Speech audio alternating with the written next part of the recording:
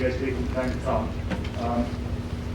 We're going to talk about things today that are a little on the, maybe on the abstract side. As he said, I'm in the research part of the company. I'll tell you a little bit about what that means in a minute. But probably the single most important thing I can say today is that no matter what we talk about here, if any of it resonates with you in any way, I'm happy to be a conduit for you into the body of people who think about this stuff as a profession. So there aren't actually that many of us. Most of us know each other. It's kind of a small circle of people around the planet who are focused on understanding the changes in the work experience, the human work experience as economic realities move. We think buildings are an important part of that, how work happens question, and that's part of how we focus on it. But to just end that, if any of this stimulates something that later you'd like to talk about, if you were ever wondering, who's tried this, what's sort of the best practice on that, what human engagement techniques seem to work in this circumstance, how do you convince the C-suite of something, I've fallen into a lot of the holes in that road, and most of the scabs have healed, so I'm happy to be a conduit if you are interested into that body of thinking. Not from us, by the way. We're a small company in the scheme of this, obviously, but to the people more broadly who are thinking about this stuff, the design firms, at the real estate companies, in the OD world. That's my background, by the way. My background is in psychology and communications theory. My research emphasis is on measurement, and my academic area is organizational development.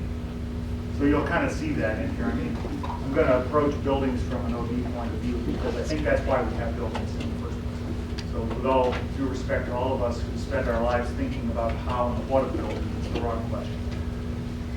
It's the wrong question. The right question is why we have buildings at all. What's the purpose of a building again? So it's easy to relate to it today. It's kind of brisk out there. And, actually, it's funny. I think for a lot of people in the upper Midwest this time of the year is that slap of reality again, and you got to drive differently, you got to remember and all this. I think one of the things I love about coming to Milwaukee, coming to the west side of the lake in general, is that you guys have sun over here. We never get any sun. We get the same weather you've got 12 hours later, so we're going to have this cold, or we've probably got it now and whatever, but we get a lot of snow that gets picked up going across that lake, or a lot of rain in the summertime. You guys have it made over here. I don't want to hear any complaining. Okay, so let's see if we can figure out how to work this potent technology. So I wanted to start with a simple point of view, human point of view. Churchill said this, we're all familiar with this quote, I'm sure.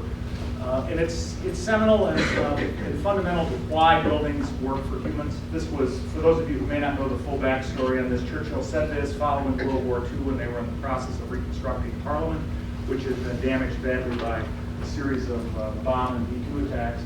And they were debating how to change what they had. So the exterior walls were still standing, but much of the interior had been gutted. And they were discussing the cloaking room, which is the place where the MPs go to put on literally their robes prior to going in, and their wigs, of course, which they still do wear in some cases, in the Lords at least. But, and the problem was that the empire had changed considerably since Parliament had been built, and the cloaking room was too small. And so the discussion was, do we change the interior of the building to cope with the changes that we expect in the future? There probably will be more MPs, for example, and we'll have different uses. And Churchill said, no, don't change the cloaking room, leave it too small. And his premise was that humans, when they're in the process of getting ready to go in to do something important, need to be in proximity to each other, and it's bumping into physically. It's too small. Excuse me, I'm sorry. That eye-to-eye stuff actually mattered to setting the civility tone in place that was essential for Parliament to work.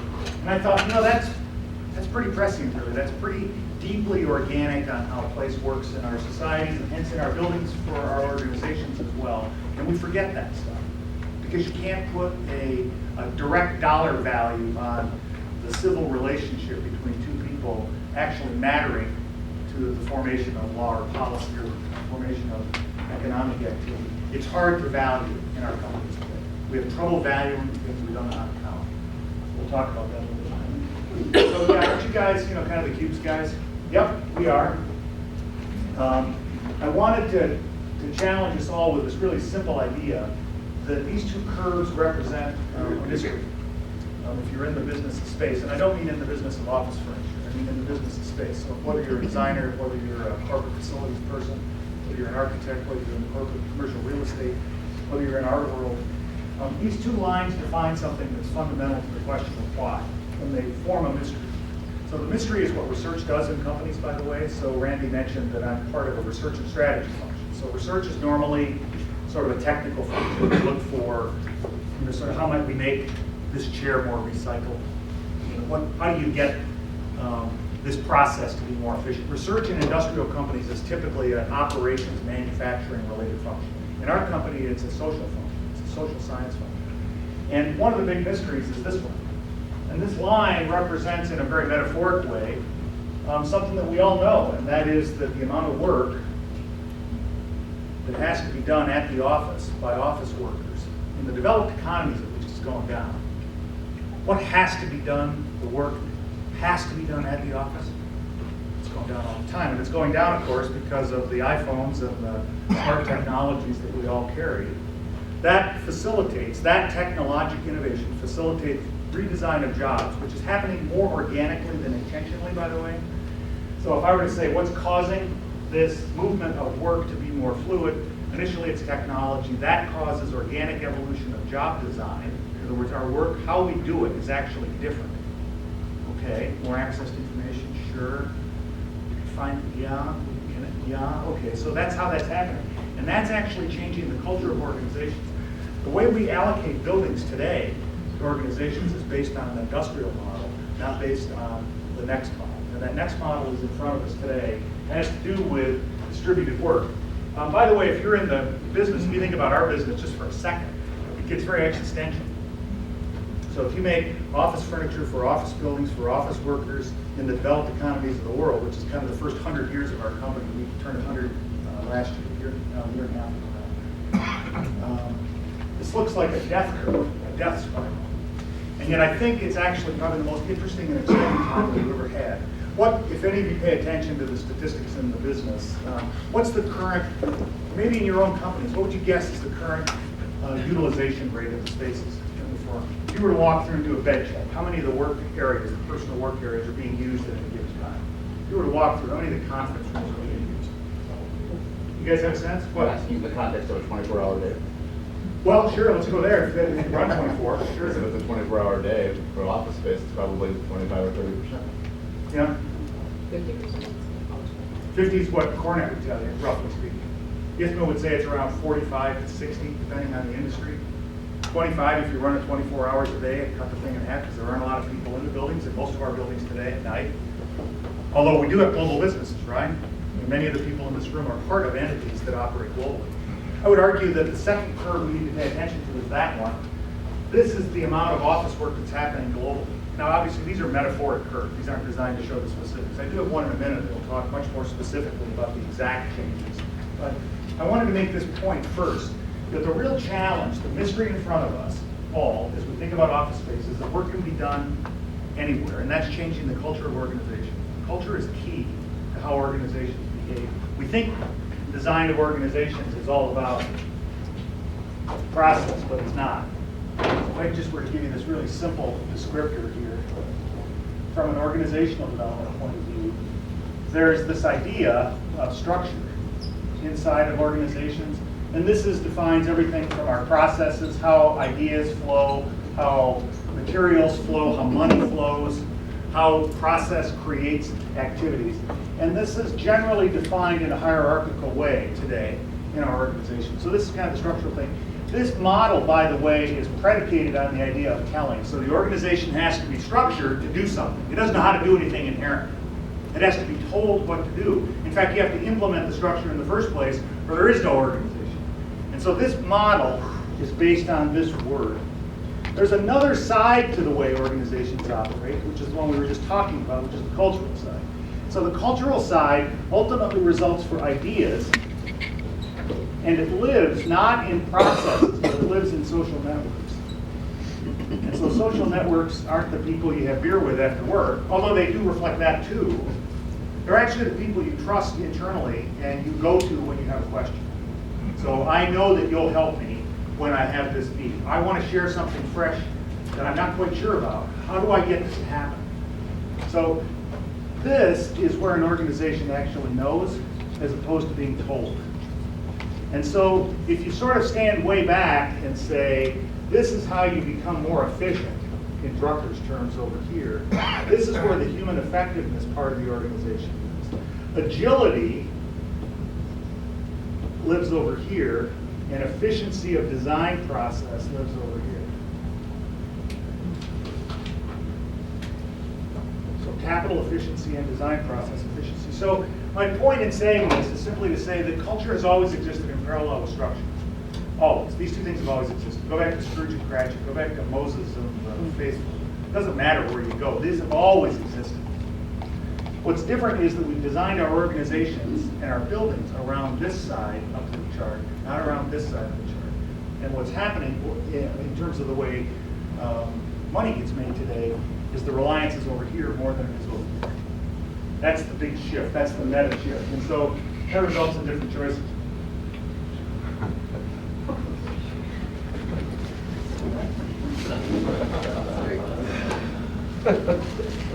So this can be unpleasant, and you can get it wrong, and you can get it right too soon, which is just as bad as getting it wrong. So we, as I said, we turned 100 a year or so ago, and we tried to sort of rethink who we are, and what we do, and what it matters. Because office furniture for office buildings in the developed economies is still how we make most of our money today as a company. It's what causes us to be of value to you in some way. It's how we provide for our people. But we realized that we needed a different kind of an aspiration. And so we talked about in significant depth, which turning 100 gives you a moment to do, why we exist. And we concluded that it's really about something different forward than it was backward. We call it a purpose statement. It's about unlocking human promise. So that's what we study. That's why our group is social science group, our research function. We're not manufacturing engineering, looking at ways to cost reduce this or make it more recyclable. We do all that stuff. It's important. We care about that. We just don't do it in research. Research is about where you're going next. And so our focus is on this idea of how do buildings unlock the promise of organizations? How do we create experiences wherever we're campus? Because that's how humans learn, and learning is the root of innovation. So that's the focus that we have. You'll never see that again, probably. That's not a statement we're going to paint on the side of a truck. It's not something you'll see in a brochure and an advertising campaign. This is for us talking to each other internally to understand what star we're shooting at. And that's a very different company. To do that, we need to continue some things that we've done. We need to refocus on this. And I'm telling you this not because you care about Steelcase at all. I'm telling you this because these same truths apply to your companies. One of the best books that I've read in the last 5 years on what causes people to actually engage in an organization is an attachment to purpose, the purpose of the organization. So when I say this is our purpose, and I say we're going to be led by that, I'm really saying to you as organizations, when you go through the process of re-examining who you are and why, let your buildings be a process of articulating that purpose.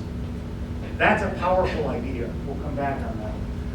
Inspiration, yes. User-centered, yes. These are the things that drive, ultimately, but the thing that matters is attachment to purpose. The book, by the way, which I never said in passing by, is a book called Drive by Dan Pink. If you are interested at all in motivation, which is what he's talking about, drive. What drives people? Why do people give when they come to work? Is it about being paid? Turns out, once you get beyond a very minimal level, it's not. This is research that came out of Carnegie Mellon, the Fed, and MIT's Media Lab. And I'd recommend, if you're interested in this, go to YouTube and do search for Drive and RSA, which is a company that creates these whiteboard videos that are really quite compelling. It's a 15-minute view into this research that will change how you look at attachment to purpose inside of organizations. We'll get to how this all relates to buildings. So, this poses all sorts of mysteries. This is a very different kind of thing. What do we do about this? We'll get bet on the technologies to solve this. Computer of tomorrow that's lurking around the corner that will constantly change and evolve and solve for all of our needs. We think that is, in fact, as I said a minute ago, the thing that's driving the edge. It's obvious. We think that edge can be seen. This idea that if you know where to look, if you look at the right spot in the edge, you can see the future today. And yes, you better be following the evolution of technology because that is the thing. that is making our organizations actually be able to behave globally. It's making us actually be able to work in different ways and become much more effective. Most of the productivity gains in the economy in the last 25 years are a direct result of investments in technologies that enable people to do things we couldn't do before. We do want to follow that. That thread is critical. But it's not really about just technology. It's about what that technology does to the human work experience. So if we were to say we study as a group the human work experience, what is that? Well, let's just pick today. So you guys came, a little breakfast, a little social, connect with some old friends, maybe see some stuff in a really cool building. It's all powerful. It's all part of this. Those activities, you hope, are going to add some value to your day, which will add some value to why your individual organizations have you on staff. Otherwise, you wouldn't have done it. You came here to learn something. You came here to share something. And so let's just say that this line, for purposes of today, is about learning. It's one of those work experiences. We all do it differently, right? So we look at the differences in humans as they learn. And so this intersection would be about that. We look at it in those different ways. These, just for quick strokes, these define the individual and how individuals, the human factors of individual engagement, are these three. We're all physically different, we're emotionally different, we're cognitively different. We process information differently, we react differently. These are the things that define what make us unique. Men are different than women, right? Different cultures have different archetypes. These things all flow together. These things down here are the things that make groups different. The we part. So if you think about the top three is kind of about individuals and the bottom three is kind of about groups. Those are the things that we try and understand when these two things cross at a moment. We use a tool that we call SSI to look at those interactions, to try and understand how learning, let's just pick this example, is happening today. So we look at what's the informational device that's being used, how is the information moving, how are ideas being created. This is what information is like. It's the raw material of work. What does that mean spatially, physically and virtually? So we could have done this, right? You guys could all have sat in your offices someplace and we could have done some sort of a massive Skype call. You could all be staring at your screen and click through and answer the phone and do some emails. And, it's just a very different experience, right? Not a bad experience, just different. So it's the online learning versus going to a class versus learning in practice in the field. Right? They're all different ways to learn. And so we look at these three things, trying to understand the dimensions of humanness that express themselves there. That's kind of what research means in our company. And when you think about why we have buildings, this is the why. It's supporting this. We don't have buildings to keep the computers running. We don't have buildings to give all of us something to do every day. We have buildings to support this set of things that results in value for an organization. We study these three domains in our research agenda. What are the changes in the work practices? That's sort of what I was just describing. What are the landscapes on which this happens? And how does this contribute to building an organization that's sustainable? Sustainable has a sort of a big S, little s version. We're talking about the big S, even though it's got a little s, which means simply economic sustainability, cultural sustainability, people, planet, profit sustainability. It means how do you make healthy organizations look and do it in times of great need?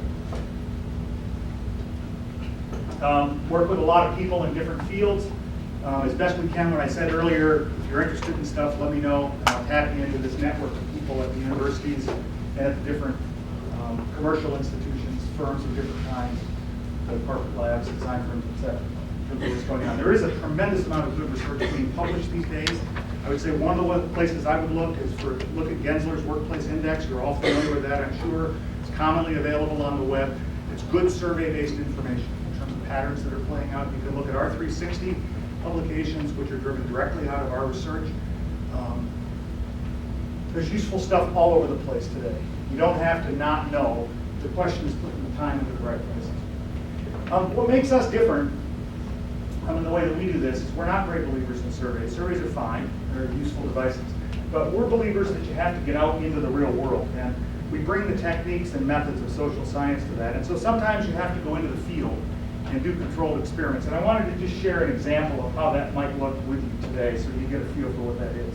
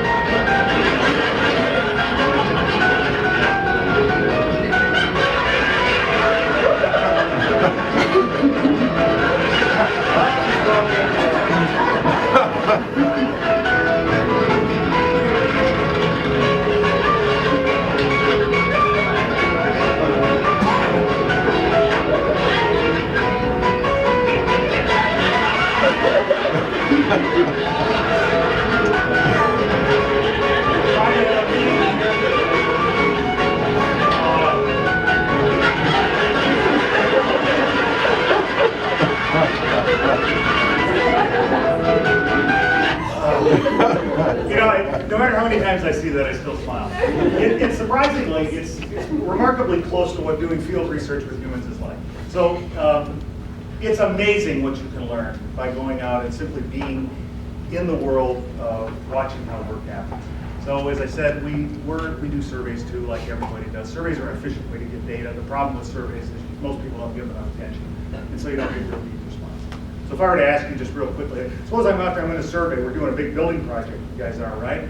As companies, we're gonna engage our employees through a survey, and so just play this game with me for 1 second. What day of the week is it today? Okay, 1 second to Wednesday. What did you do last Wednesday?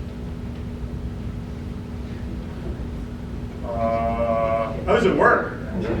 Okay, right. And so this is the problem, right? I mean, if I told you, go ahead and tell me what you really did last Wednesday.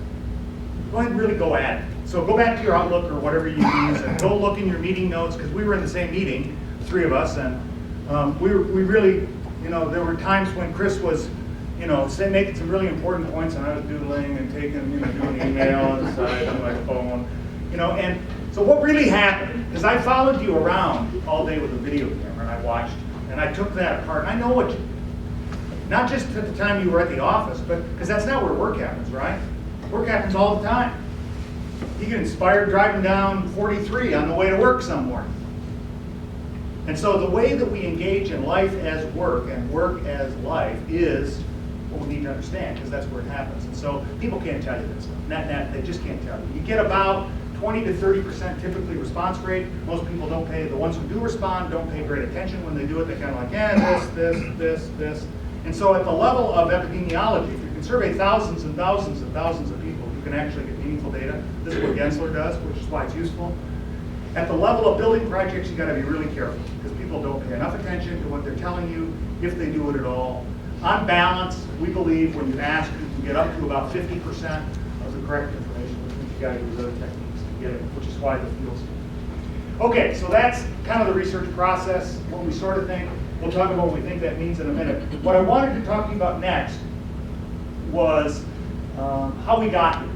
One of the problems in times of great change is that it's easy to forget that you're actually in a process of evolution. You're not inventing everything wholesale new. You're in fact basing it on a whole lot of stuff that's happened. So let's take a look at the history from the end of the last ice age to today in terms of what we've learned about work and how it's changing. What do we know to be standard and enduring, and what do we think is changing? So here's a little curve line for us. By the way, 12,000 years ago, 10,000 years ago, give or take, Milwaukee was under how much ice? 2 miles. The ice in the upper Midwest, because the Great Lakes hadn't been formed, it was 2 miles deep. It's colder than today, believe it. So we're not talking about ancient human prehistory. On the other hand, we are talking about 10,000 years ago. It doesn't feel that long when you talk about it, and then you realize that things change a lot. So let's talk about that. So what was true then is true now. Well, first there's this notion that space is always about shelter, right? It's Maslow 101. If you're not protected, if your body and physical health are not protected, that's really important. The second thing that happened was once we got past survival, as the population grew, we started to realize that there was a need for different kinds of security. So security from not only animals, but security from other groups. Because human population density grew, we started having interactions around this. We built walled cities, we built forts. It was a way to protect ourselves from each other. So driving to the underlying social.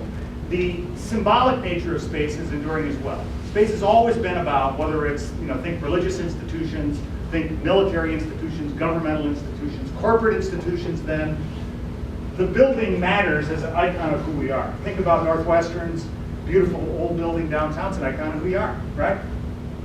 And sometimes we sort of think, geez, I wish it weren't quite so enduring, because maybe it would be better if it could walk away, but we can't walk away, because space is symbolic to who we are, and it's attachment. This is why status, hierarchy, and rank matters so much in the way we think about buildings, by the way. That's the current expression, the contemporary expression of that. All of this is embedded in social context. Always has been, always will be. Humans are social animals.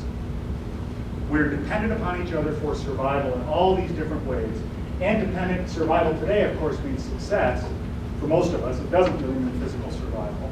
In the developed economies, it means success. And we're dependent on it for that as well. Security, by the way, the contemporary interpretation of security is well-being.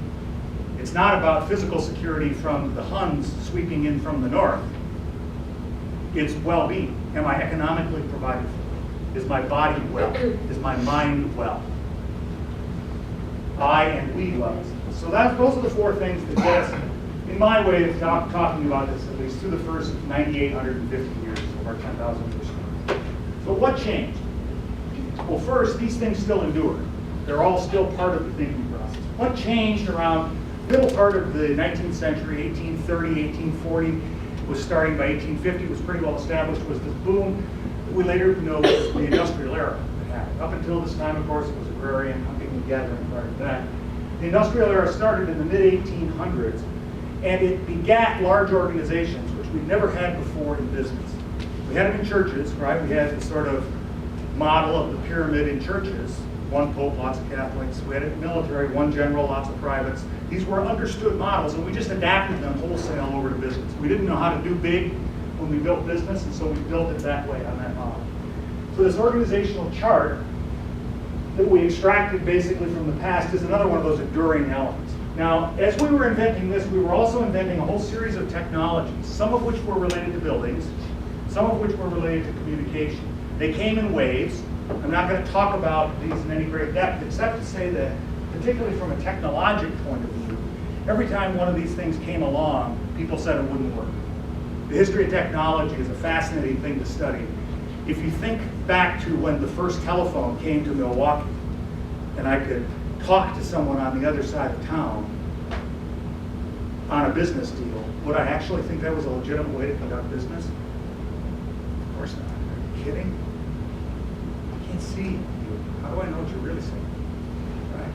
And so technology always works like this. And we're in one of those spaces now. The other interesting thing I would say is that our own technologic fluency as people tends to come from the technologies that were present at certain developmental points in our life. So we become comfortable with things that were present when we were learning how to learn, for example.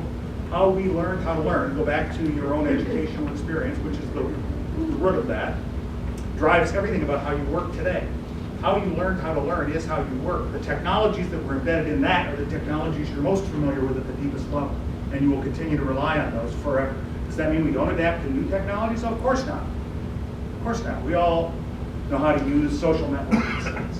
We all understand the power of smart pocket technologies. We'll move on into the next era, and we'll be wearing Google glasses before we know it, I'm sure. My point is simply that the technologies that come have to preset the changes in organizations. Organizations cannot become something different until they're stimulated. There's a great book on this. I mentioned this last night too, and I should mention it more often. If you're looking for an interesting read over the holidays, it's called Art and Physics. And it's what it basically says, the guy's name is Schlein, what it basically says is artists have to visualize the possible before engineers can make it. So now go back to your own, just the immediate history of Star Trek, right, and the tablet computer that was premised there, the flip phone that was premised there. The flip phone never had to be a flip phone, but they visualized it as a flip phone, and a communicator, and it turned into the flip phone that we knew in the early days of cell phones, because somebody had visualized it that way. There was nothing inherent that forced it there. It just was the mechanism. And so this has happened time and time again. Societies, artists invent the idea that changes the society, technologists respond. It's really an interesting loop of feedback. So my next point would simply be that for the next 100 years, the heart of the industrial era that endures today, we learned how to build up instead of thick, right? Because at the beginning we didn't know how to build thick or up very well, unless we built really thick walls at the bottom. It's kind of big piles of material that got us up to a few stories. But now, in this period, we learned how to do this, and the evolution of all this happened in the buildings and in the communication technologies. But the premise of it all is the organizational design, which is based on this, which is based on these personalities which drove off of these enduring principles and the design of prior organizations.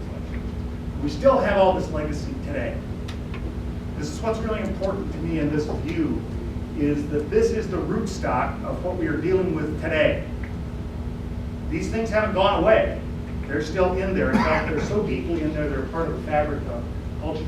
So what happened after the war is that we began to realize that the technical disciplines had some value to offer, Office work was no longer about supporting just the real work of the building of things, right? It was about inventing new ideas. And this, if you just think about this, is the beginning of what we would later know as knowledge work. Drucker coined that phrase in '59. The other really seminal thing that happened that year was Noyce received the patent for the integrated circuit, which is, of course, the chip which is inside of all the devices we know. So we went from the invention of the transistor during the war, World War II, to the integration of now approaching hundreds of billions of transistors on chips that allow all of this technology to be what it is today. So that's kind of an important pivot point. Many would argue was the beginning of the knowledge work era. Technologically, we talked about this a second ago, we can go backwards in time in 50-year lumps. So go back from '59, Marconi and the Nobel for wireless, the transatlantic cable 50 years ahead of that.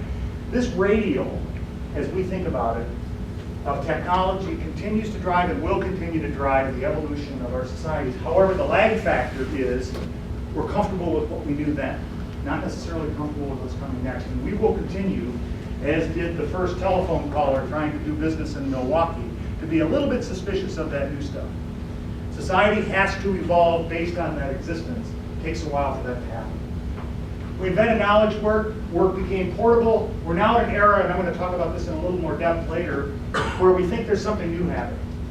So if I were to say it this way, the analytic presumption of knowledge work, which led to the MBAization of business, sort of everybody has to have an MBA, highly analytic, is being wrapped around the other side now. The left brain is reconnecting with the right brain in this world that we call design thinking, which is the application of design logic and design openness to the business problem.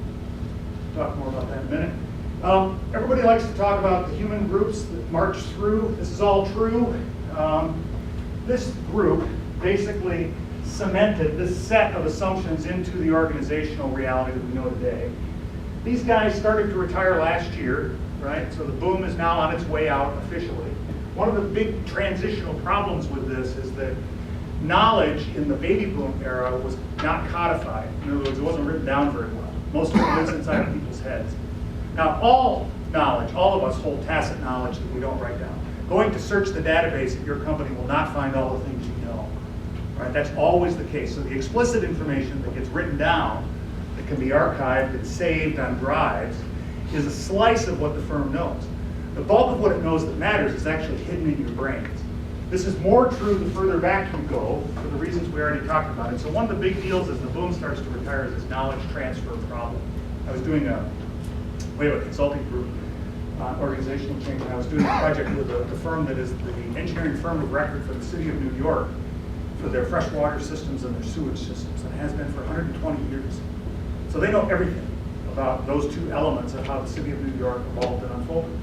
And we were talking one night, and I said, so what happens? How does it work? And the fire department calls and says, hey, we got a big hole at Park Avenue and 19th Street, just filled with water. You guys better get over here. Something's wrong. So what do when that big hole opens up and it's filling up with your water and one of your pipes is broken somewhere, causing this hopeless mess? Do you even know what's down there? Because I figured they'd give me oh gosh, we are so good at all this. We just go right to the system and we search for the as-built of what's exactly down through that slice. Because there's tons of stuff down there, right? Well, it turns out that's not what they do at all.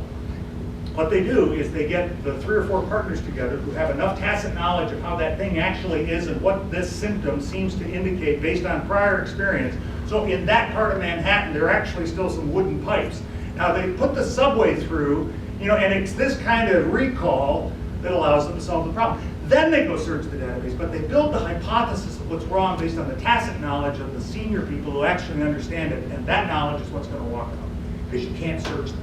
It's resident in the minds of people. Always the case, particularly important here because of the scale of this group and because of the time in which it had its productive life. So we, the people in this generation, had our productive lives at exactly the time when the knowledge economy happened. And the knowledge is largely tacit. The transmission of that knowledge prior to departure is a big deal. Turns out space is really good at that. We've talked about all the rest of these groups a lot. We could talk about them again, but I wanted to just highlight this point that there's always somebody new coming, right? We keep reproducing. It's just one of those things we do. And that the premise of generation is not numbers of people. The premise of generation is that demographic component plus the psychographic component of who they were during the formative phase of their lives. So it's the values formation phase, the external influences on a population of people defined by birth rates during a window of time that defines a generation. You never know exactly how this is going to unfold until they get out a little bit. So we don't know exactly who these people are yet, but I'll tell you, one of the things you do if you're in my world is you go study how they're learning how to learn, because we already know that's going to determine how they're going to work later. We know that. So a lot of our research projects today focus on the educational system, not because we have a huge educational business, because that's the feed stream for the populations that are going to staff up all of our organizations, and we need to know how they're learning to learn. Technology is going to continue to march on as well. The internet happened in '69. Initially, we didn't feel the effects of it until the mid-'90s, really, for most of us. It's hard to believe that it was until the mid-'90s that we started to actually feel this. Cell phones and all of this all happening in there. This connectivity is a big deal. The doubling rates are fantastic. I won't try and talk about that, but that radio will continue to define the game. The demographic radio is really important. I'll simply say this: if we look globally, demographics is destiny, always. It's an old truism in the social science world. Demographics is destiny. Our population replacement rate is about even. We're about replacing when we give 2.1 live births per female equals replacement population. There are lots of parts of the developed economies of the world that are not anywhere near that. Most of Western Europe, Japan is at 1.2.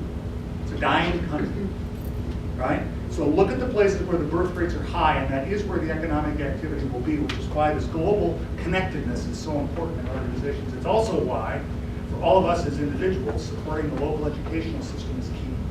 When we took down the trade barriers across the planet, we basically said we're banking on the idea that the rising ocean of economic activity will float all of our boats, all of our countries higher. For us to participate in that, we have to have a bang-on education system, and we don't. We've got a broken education system. We will die an economic death if we don't fix our education system. Focus on that in your spare time. Sorry, my point on that one is really strong. This relates to buildings. Let's go back to the easy stuff. The transition across this is pretty simple. It used to be about desks and rooms, right? We still sort of have that, and it's tied back to hierarchy. We know that. We got to open plan to the cube world. Miller invented this in the late 60s. Came out of Nelson's head. It's brilliant stuff, worked great. It was clearly at the beginning a gift, because up until this point it was tough desks and a sea of desks and a bad movie. So this was a matter of dignity. It was a reflection of the growing knowledge influence of people, a reflection of the fact that they were a productive asset. This turned out to be a broken promise over time because the technologies that changed made this inflexible. And we ended up then going to this thing that today we call the universal plan, which is give everybody as much the same thing as you possibly can, because that you know how to manage. It's cheaper to manage. So this is where the big sort of cost thing ramps in. That's kind of where we are in most places today. In the 90s, we played around with this idea as technology allowed it, that work could move.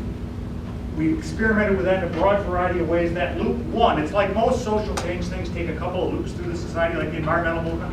So we sort of had the environmental movement in the 60s that resulted in a whole lot of change, and then it kind of went quiet for a while. We sort of rode the wave. Now we're seeing it happen again. It takes a couple of loops through for real change to happen. This here is what set the stage for this. Technologically, the thread, the radio, is defining the possibility, but what made it socially and culturally possible for us to be the spot where work can happen anywhere is that. And that, of course, also is this global interconnectedness that we talked about earlier. So, in terms of the things that we see changing, let me just lay out these 8. These are all on upward trajectories, and I'm going to talk about them not at all, except to say these things. That the routine process, migration towards cognitive and social processes, this idea of knowledge work, it's the game. This is now being embraced by this, the next phase. This is the left brain, this is the right brain and left brain in harmony. This is where you get better ideation.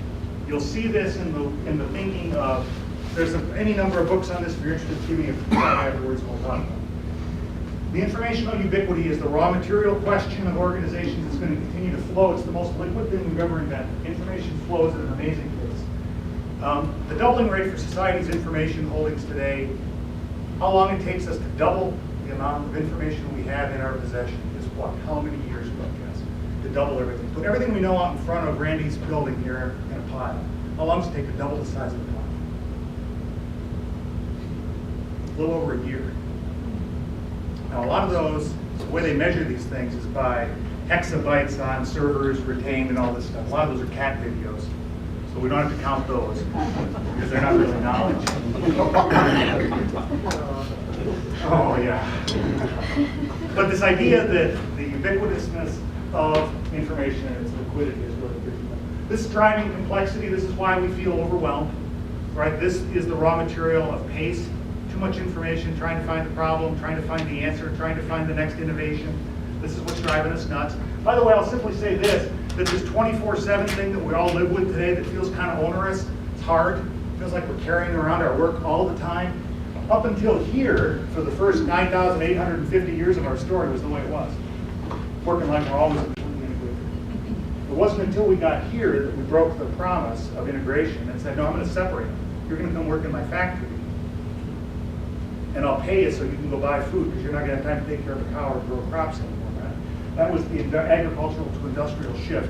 The labor capital inflection that happened then is what we're seeing play out now in pace. I believe, by the way, that we'll go back to a time, we'll get back to a headspace where work and life integration don't feel like a good thing. It actually is a good thing. It's right now we have this industrial age mantra laying over the top of this relatively new again, or repeated again, phenomena of constant connectedness.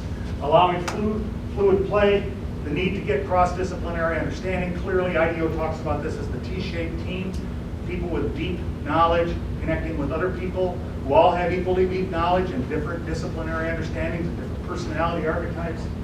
This is the danger problem for us, is doing this because the problems demand it, and now do this in a way that's cross-cultural, cross-planetary cultures.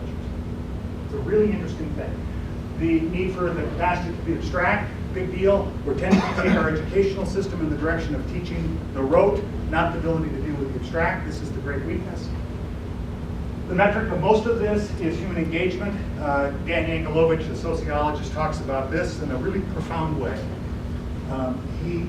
This is an older study, but he talked about the amount of effort that people give and how do you quantify that against their value. And so it turns out that if you have to perform at this level to avoid being fired, let's just say that we all know what that is. There's an amount of effort that's required. And we have complete discretion over anything we do above that. By definition, everybody who's doing this is going to remain in our company. This is the definition of the floor. The amount of effort required to not be fired is this. How much are you capable of beyond of giving? How much are you capable of creating? How much are you capable? This is the reason we pay attention to engagement. Are our people engaged? The metric of this is that. Go back to that book I referenced earlier on motivation. Motivation comes from engagement and purpose with other people. That's where you get discretionary effort extension. It's a really powerful idea. Engagement is something to study. It turns out engagement is something that space is really good at too, like it's really good at knowledge transfer. So, we're headed down that path. We'll talk about that in a second. 5 things that we see this meaning today. You're familiar with all of these, I'm sure. And if you guys don't quit asking questions, don't not ask questions just because I talk to them. Well, Dave, can I ask one? Yes. To interrupt for a minute. So relate this back to Steelcase. So what are your biggest challenges that you see as your company, as you're transitioning, transforming into this new mindset? Our biggest challenge. Well, we're a company like any other company. We have all the human dysfunctions that go along with things. I'd say one of the things that relevance is important. If your business isn't relevant, it doesn't matter how efficient you are. And relevance is a big deal. The competitor in the space business today is, and I don't mean office furniture, I mean if you're a competitor. For any of you who have a space-oriented job, whether it's designing facilities, whatever it is, the competitor is disinterested. Most organizations would just soon see the cost of buildings go to zero. Something's fundamentally bad. They're only good because they're only a cost. I mean, all this real estate stuff, God, I walk through these buildings, where the heck is everybody? There's nobody in these cubes, they're empty. Look at the money we spend. It's the biggest single item on our, and we tend to think of, therefore, space as a bad thing. So I think our biggest challenge is helping invent the idea that says that space is actually powerful to the human behavioral aspects of how an organization does what it does, as that evolves, not as it's always been. History is littered with industries and companies in those industries who didn't adapt, who saw as sacrosanct what they do as somehow being above the sort of value. I have a good friend who's an orthopedic surgeon. He is phenomenal at reading CAT scans and MRIs, and that's what he does. He doesn't do surgery. He stopped doing that about 10 years ago and shifted over to just being the diagnostician. All right, so he's got this amazing business interpreting other orthopedic persons' images. Turns out that people in India that are doing that are 10% of what each of us, and they're just as good.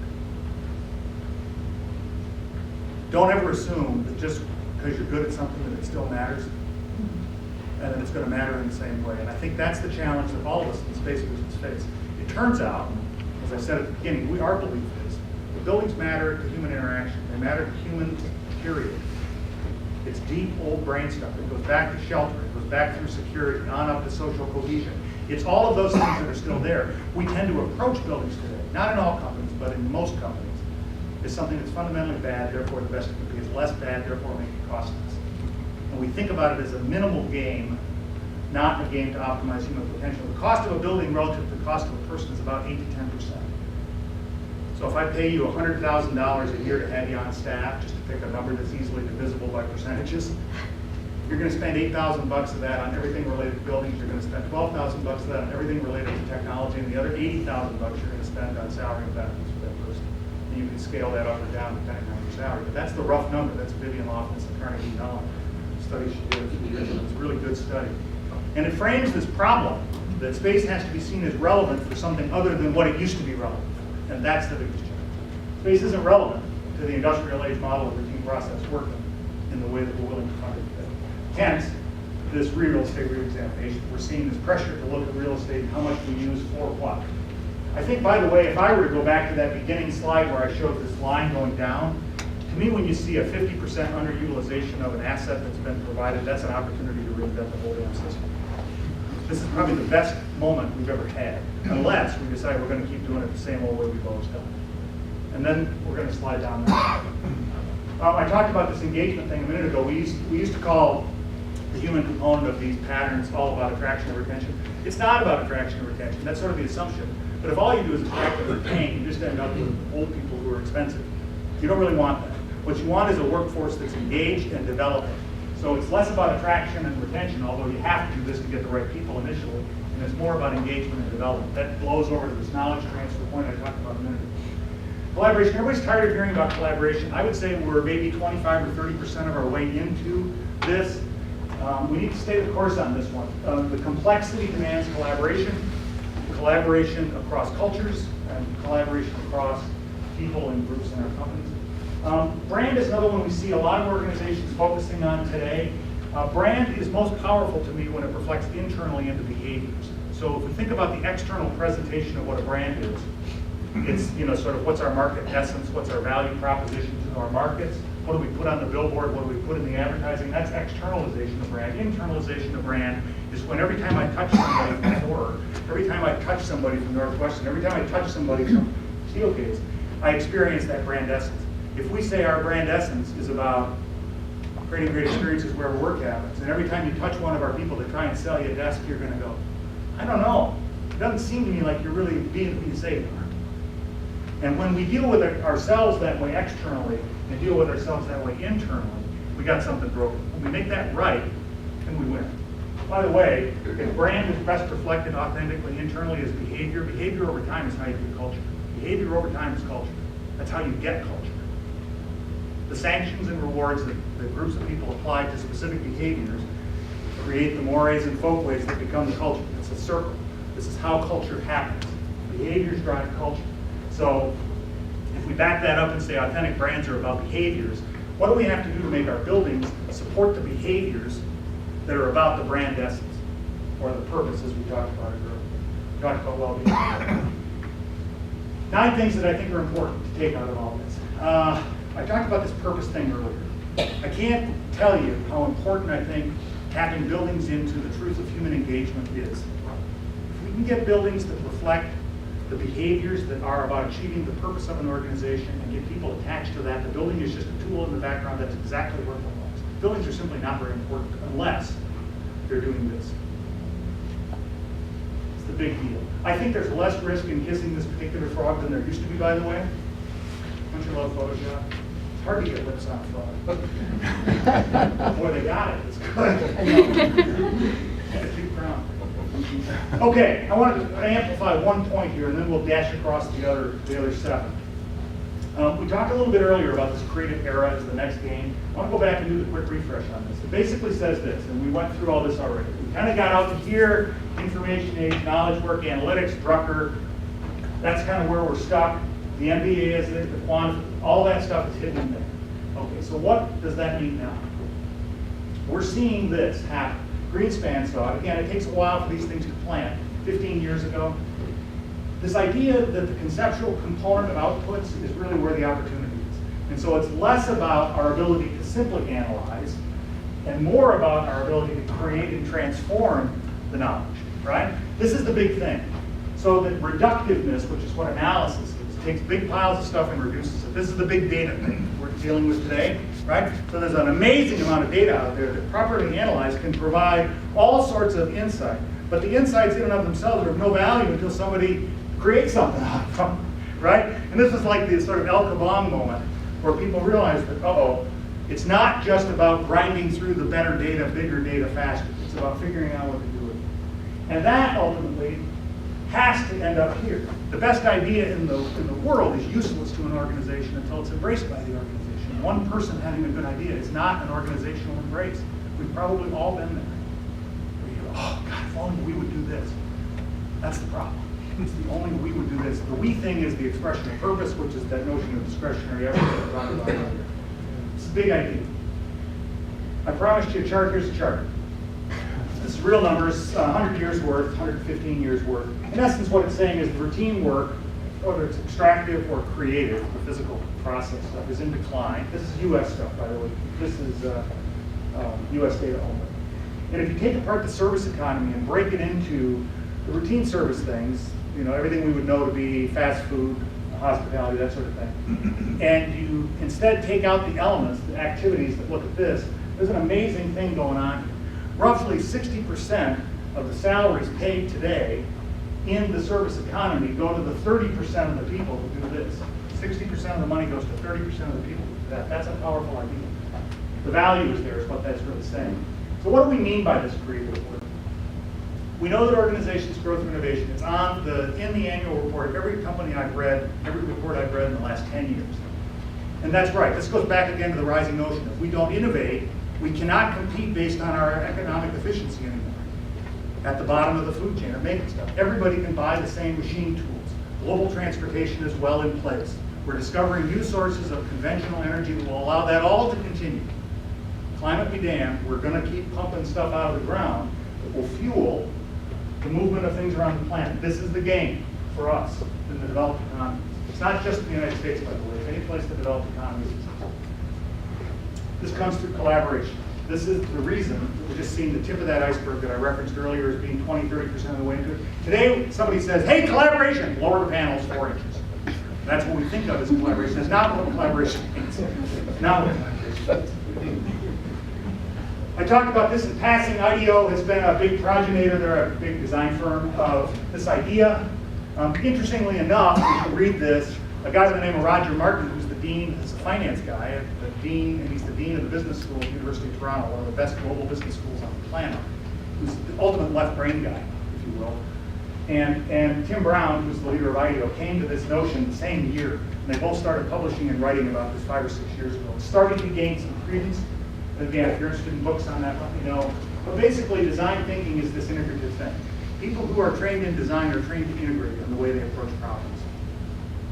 You got to be able to do the Gantt chart for the project, but you've also got to be able to create the interesting stuff that makes the project meaningful. Right? You got to do the left and the right, which is why designers are such interesting people. And most of them are profoundly mentally ill. It's hard to do though. Designer is unique. Funny. Unique group. Huge amount of power in that. Okay, What do those tasks, those activities look like? If we step way back and I said I separated the service thing into 2 chunks, when you're seeing these kinds of things, this is what we're talking about. And remember, we're not saying this is bad. We're just saying it's not enough. We're just saying analysis is not enough. All the rights analysis to the critical data insight doesn't do anything until that data insight is applied in a way that you can do something. And so we've all been in activities related to all this. All of the people sitting in this room, doubtless, are part of this creative economy in one way or another. And this is that seminal idea of the rise of design thinking. The reason I emphasize this is to say that this is part of the reason why when the CFO walks through, everything's empty. Because we basically got buildings designed around the idea of legions of people doing analytical work, processing their way through stuff. And so it's the hangover from the industrial age, the hangover from the analytical early knowledge work age that isn't working. What they're trying to do is this stuff. It just doesn't happen in the cubes we're given. That's where the problem is. What do those places look like? They look more like these kinds of things. How many of these words do we talk about in our companies today? We're still talking about cubes, offices, and conference rooms, and maybe cafes. Maybe we get excited.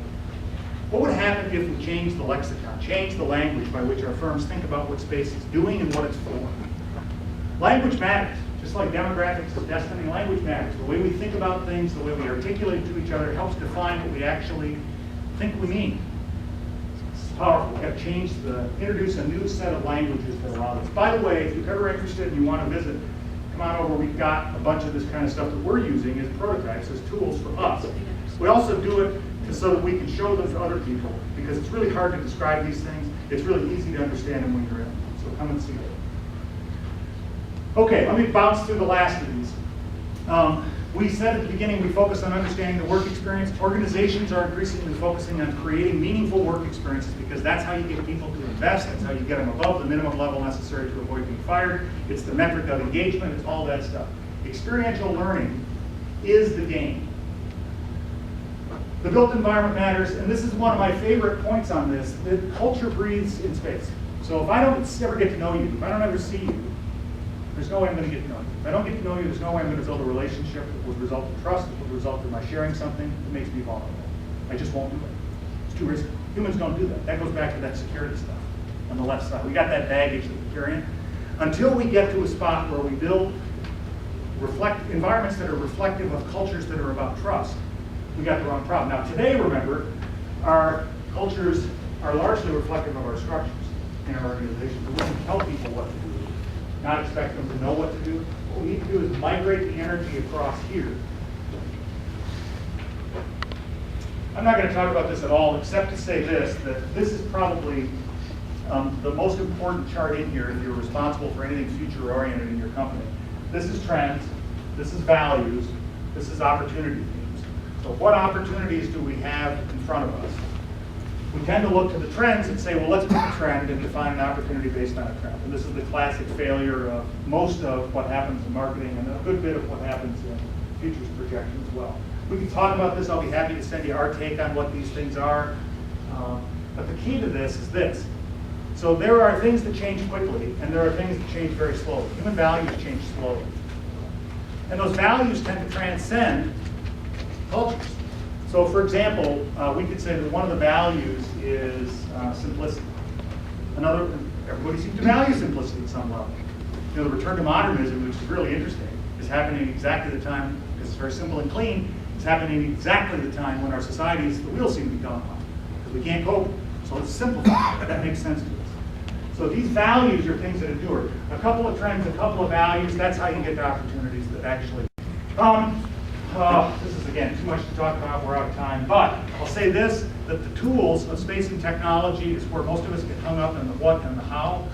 We've got to go up to the social system why and ask the question, why do these tools matter? How do these tools work then?